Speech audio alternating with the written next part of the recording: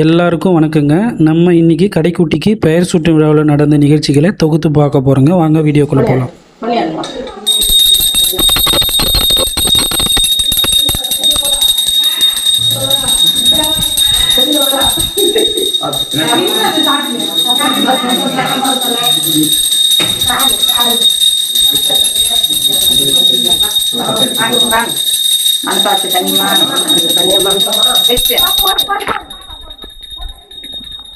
குழந்தையோட பெயர் சூட்டும் விழாவில் ஒரு செடியோட தண்டிலிருந்து எடுக்கிற நாரிலிருந்து அரஞ்சான் கயிறு திரிச்சு போடுவாங்க. அந்த செடியெலாம் முன்னாடி ஊர்லேயே கிடந்த நினைவு இருக்குங்க. ஆனால் இப்போல்லாம் வந்து காடு, ஏரிக்கரை இந்த மாதிரி இடத்துல தான் கிடைக்குது. ஒரு வழியாக கண்டுபிடிச்சிட்டேங்க. இது வரைக்கும் அது வரும் கட்டியாக பிடிச்சிருப்பீங்கன்னா நம்புறேங்க. அது வேறு எந்த செடி இல்லை, எருக்கஞ்செடி தாங்க. இந்த நாய்க்கடிக்கு கூட நாய்க்கடி பட்ட இடத்துல அதனுடைய இலையிலேருந்து வர பால் எடுத்து வைப்பாங்க பாருங்கள், அந்த செடி தாங்க.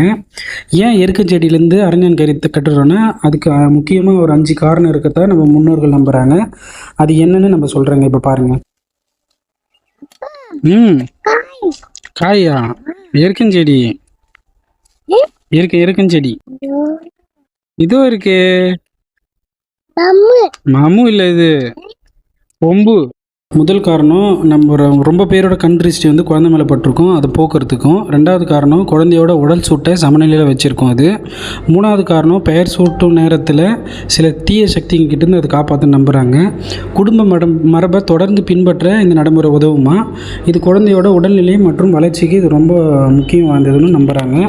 நம்ம முன்னோர்கள் ஒன்றும் முட்டாள்கள் இல்லைன்னு அப்பப்போ சொல்லுவாங்களோ, அதில் ஒன்று தாங்க இது.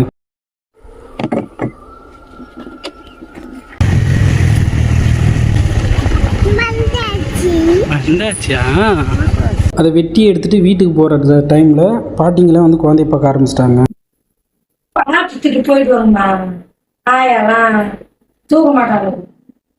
வீட்டை வந்து பெருக்கி சுத்தம் செய்வது தான் நம்ம அடுத்த வேலையை. பொதுவாக வீட்டை எதுக்கு பெருக்கி தண்ணி ஊற்றி சுத்தம் செய்கிறாங்கன்னா, நம்ம ஊரில் ஒரு பழக்கம் மட்டும் இல்லைங்க, அது ஒரு நல்ல வாழ்க்கை முறையும் கூட.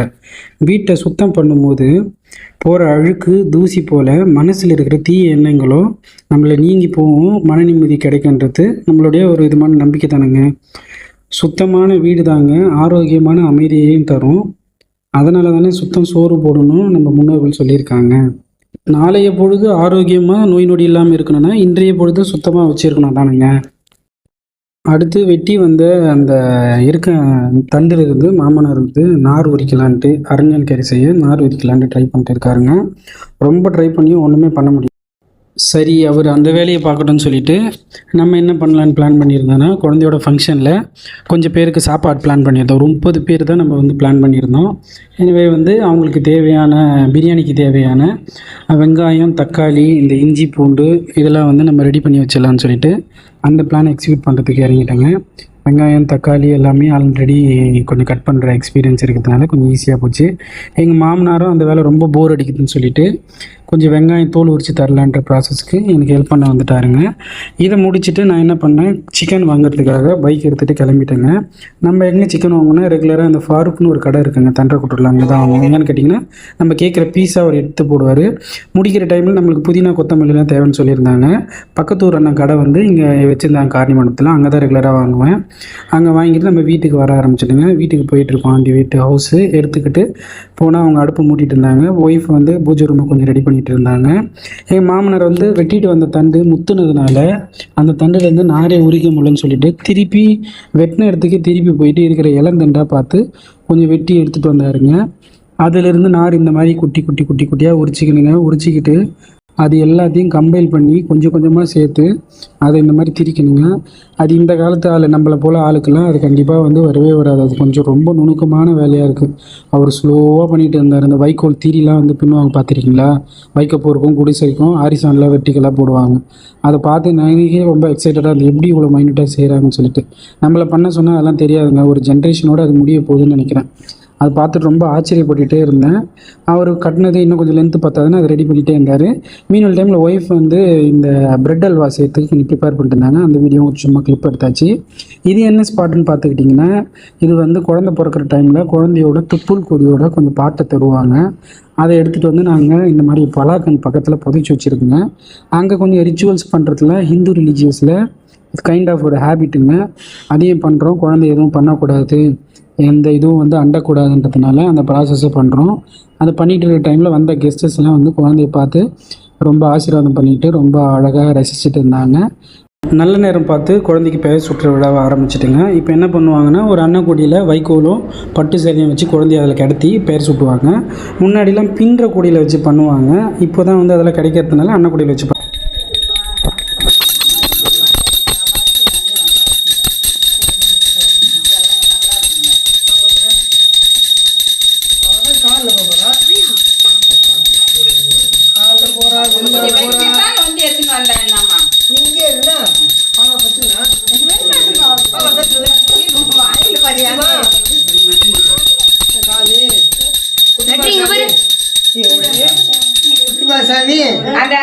கற்பூரத்தை காமி, கற்பூரத்தை நெத்தில விடு, குழந்தைக்கு விடுமா.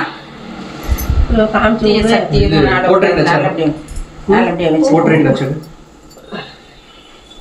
குழந்தைக்கு அந்த இது தொட்டு காட்டுவோம். தொட்டு மூக்கிறது நல்லா வை.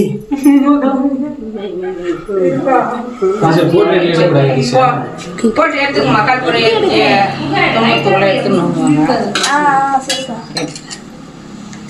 தேன் வந்து ஒரே ஒரு டிராப்ஸ் விட்டா போதும். சொல்லுங்க.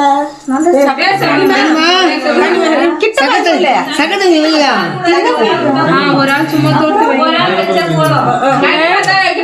போட்டு வைமா.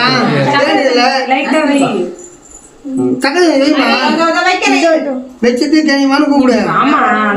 அந்த மண்ணை தண்ணிக்கு பானகம் தண்ணிய பானகம் தண்ணி வை. பானை தண்ணி வை. பானகம் தண்ணி களிமண் வச்சுக்கிற பானகம் தண்ணி வை.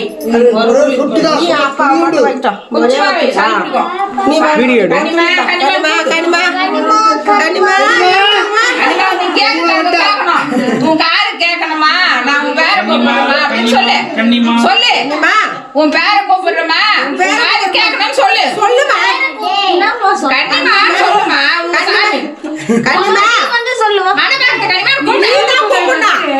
மணப்பக்கத்து கன்னியம்மா, மணப்பக்கத்து கன்னியம்மா 3 தடவை சொல்லு. பேரை கூப்பிடுறமா என் பொண்ணுக்கு அப்படின்னு சொல்லு. என் பொண்ணுக்கு நோய் நொடி இல்லாம நல்லா நீண்டபடியா நல்லபடியா வச்சிருக்கோமா.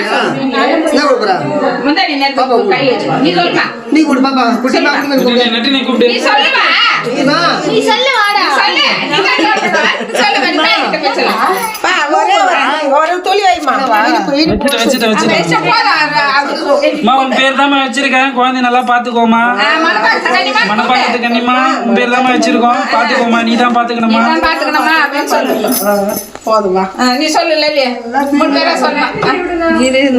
அம்மா சொல்லிட்டான். கன்னி மட்டும் கனிமா சொல்லு. மணபக்த கனிமா, மணபக்த கனிமா, மணபக்த கனிமா, மணபக்த கனிமா. மணபக்த கன்னியம்மா உன் பேர் சொல்லிருக்கிற என் சலத்துக்கு நீதான் வச்சிருக்கணும்மா. கனிமா சொல்லுங்க. கூப்பிடு மணப்பாத்து கனிமா கூப்பிடு. பட்டு கூட பட்டு குட்டிமா கூட குட்டிமா சொல்லுங்க. குட்டிமா சொல்லு. பட்டு சொல்லு. மணப்பாத்து கனிமா நேர்ல வந்து கூப்பிடுறமா, என் குழந்தைக்கு நல்லபடியா வச்சிடறமா. கை கால் குட்டிமா கூப்பிடு. மணப்பாத்து கனிமா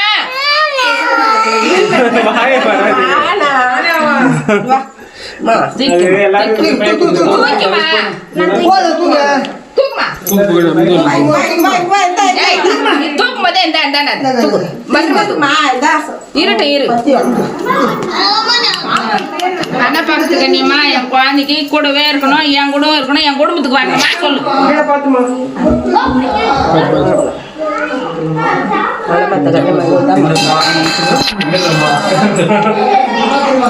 முதல்ல எப்பவுமே வந்து குலதெய்வம் பேர் தாங்க சூட்டுவோம். எங்களுடைய குலதெய்வம் மணப்பாக்கம் கன்னியம்மன். எனவே அந்த பேரை சூட்டிட்டு அதுக்கப்புறம் குழந்தைக்கு இந்த பேர் தாங்க வச்சுருக்கோம். குழந்தையோட பேரை பாருங்கள், நல்லா இருக்கான்னு சொல்லிவிட்டு நீங்கள் கமெண்டில் சொல்லிட்டு போனோம். ரொம்ப நன்றிங்க. இன்னொரு வீடியோவில் பார்க்கலாம். நன்றி, வணக்கம்.